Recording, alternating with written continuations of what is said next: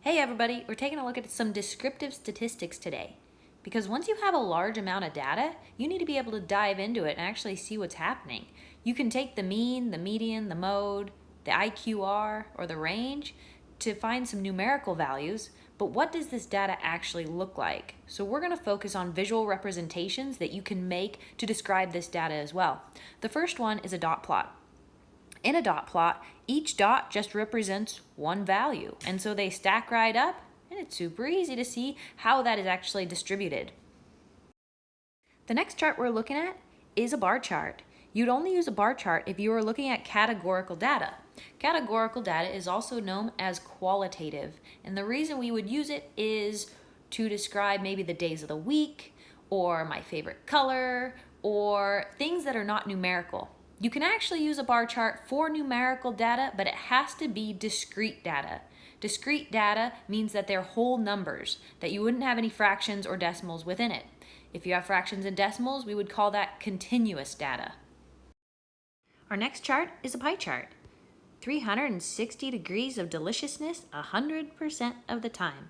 So each wedge can either be described in a fractional part, a degrees, or a percentage. The next two charts are comparison bar charts. This one seen here is side by side and is comparing female versus male, and so it's easy to see that comparison. The next one is a segmented bar chart, and you can see that these bars are stacked right on top of each other, and in this case it's having to do with a percentage. So the next chart we're looking at is a stem and leaf plot. And not very many people really like stem and leaf plots because it doesn't give you a whole lot of information about your data. You can see minimum values, maximum values, you can kind of see what the distribution looks like. So on the left-hand side are your stems, and the right-hand side are the leaves. And depending on your key, you'll know what those values mean. So 6-3 means 63 years old. So the stems must be the tens digit, while the leaves must be the ones digit. If 6-3 meant 630 years old, the stems would be the hundreds digit, and the leaves would be the tens digit. But the cool thing about a stem and leaf plot is, if you take it and you rotate it 90 degrees, we have a histogram.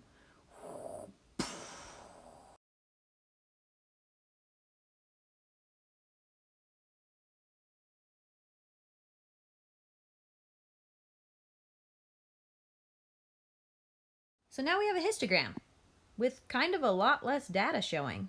But anyway, we have intervals of 10 at the bottom, and we have the frequency on the left-hand side. But notice that the number 10 would go into the second column, and the number 20 would go into the third column. So what's the difference between a histogram and a bar chart? Well, a histogram always has to do with intervals.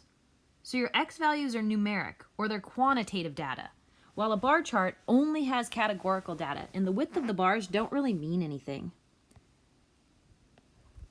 So let's take a look at some shapes of some different histograms. So if you have a symmetric histogram, you have some symmetry. The right side and the left side are pretty similar. If you have right skewed or left skewed, your data is leaning one way or the other, and it's actually kind of opposite of what your brain might think. If you have right skewed, the data isn't on the right, the tail is on the right. And if you have left skewed, the data is on the right and the tail is on the left. So how are measures of center affected? So in this case, I have a tail on the right-hand side, so this must be right skewed data. And what happens is, the mean and the median are still pretty centralized, but the mean really gets pushed up because of those outliers, and so it gets pulled in the direction of the skewness. So in this case, the mean is way larger than the median, at 150 compared to around 77. So if you're itching to go see some really cool charts and graphs, jump over to StatKey and take a look around. They have all types of distributions. One quantitative, one categorical, two quantitative. So take a look at this dot plot. It has to do with Hollywood movies and the audience score. You can have it as a dot plot, you can have it as a histogram, or you can have it as a box plot. And all of the information or the summary statistics are on the right-hand side. If you'd like to look at some other type of study, there's a whole list to choose from. Have fun.